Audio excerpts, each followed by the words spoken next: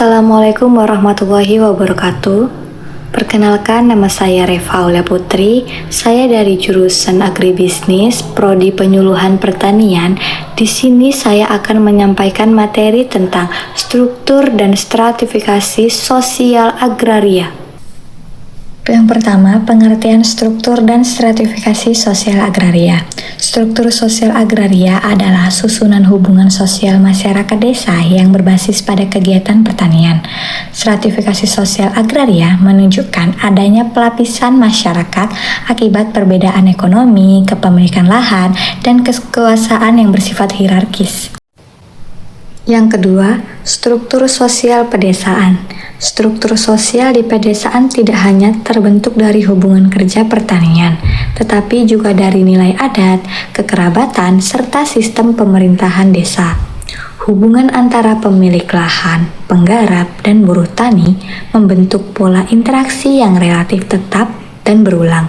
Pola ini menciptakan sistem ketergantungan ekonomi di mana kelompok yang tidak memiliki lahan bergantung pada kelompok yang menguasai faktor produksi. Dengan demikian, struktur sosial menentukan distribusi kekuasaan dan akses terhadap sumber daya strategi seperti tanah, modal, dan teknologi. Yang ketiga, lapisan sosial petani. Dalam masyarakat agraria, lapisan sosial dapat dibedakan menjadi pemilik lahan. Pemilik lahan itu yang menguasai alat produksi utama dan memiliki posisi tawar lebih tinggi dalam hubungan kerja. Yang kedua, petani. Petani itu penggarap yang mengelola lahan milik orang lain dengan sistem bagi hasil atau sewa sehingga posisinya berada di tengah. Yang ketiga, buruh tani yang bekerja dengan sistem upah dan tidak memiliki kontrol atas lahan maupun hasil produksi sehingga lebih rentan terhadap ketidakpastian ekonomi. Selain itu, terdapat elit desa seperti kepala desa atau tokoh masyarakat yang memiliki pengaruh dalam kebijakan dan distribusi bantuan. Yang keempat, akses sumber daya dan ketimpangan. Perbedaan struktur kepemilikan lahan menyebabkan perbedaan akses terhadap sumber daya ekonomi.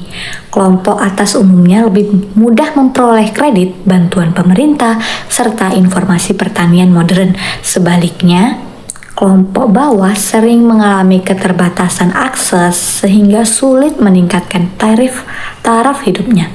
Ketimpangan ini bukan hanya persoalan ekonomi, tetapi juga berkaitan dengan kekuasaan dan kesempatan dalam proses pengambilan keputusan di tingkat desa.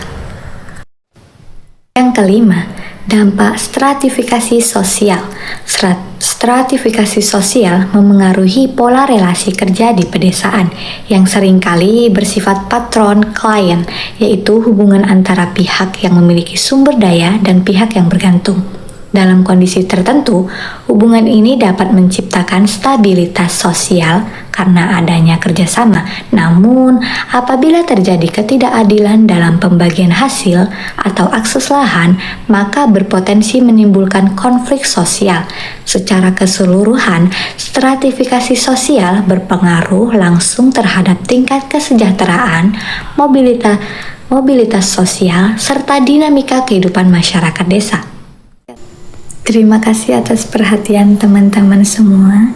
Dari materi ini, kita bisa memahami bahwa struktur dan stratifikasi sosial agraria membentuk cara masyarakat desa berinteraksi, bekerja, dan mengakses sumber daya.